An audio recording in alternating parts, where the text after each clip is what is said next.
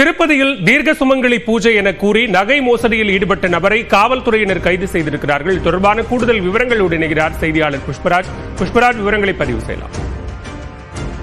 திருப்பதி மலைக்கு தனியாக ஆண் துணை இல்லாமல் வரும் பெண் பக்தர்களை குறிவைத்து மதுரையை சேர்ந்த சங்கர் ராவ் என்பவர் தீர்க்க சுமங்கலி பூஜை நடத்துகிறேன், அதுபோல் திருப்பதி ஏழுமலையான் கோவில் முன் தீர்க்க சுமங்கலி பூஜை நடத்தினால் உங்களுடைய கணவன்மார்களின் ஆயுள் சிறக்கும், நிழலி வாழ்வார்கள் என்று கூறி நம்ப செய்து அவர்களிடம் இருந்த தங்க ஆபரணங்களை கொள்ளையடித்து சென்ற நிலையில் அவரை போலீசார் கைது செய்துள்ளனர்.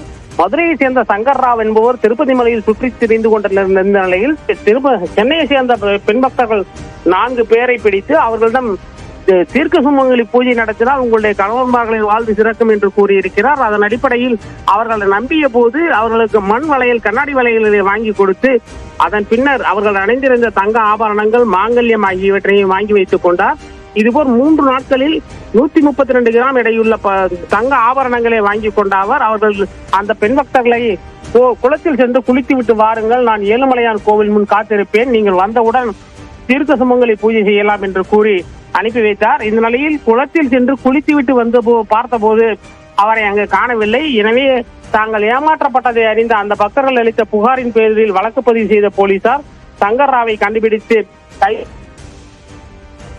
தங்க ஆபரணங்களையும் கைப்பற்றி சிறையில் அடைத்துள்ளனர். பாலவேல், விவரங்களுக்கு நன்றி புஷ்பராஜ்.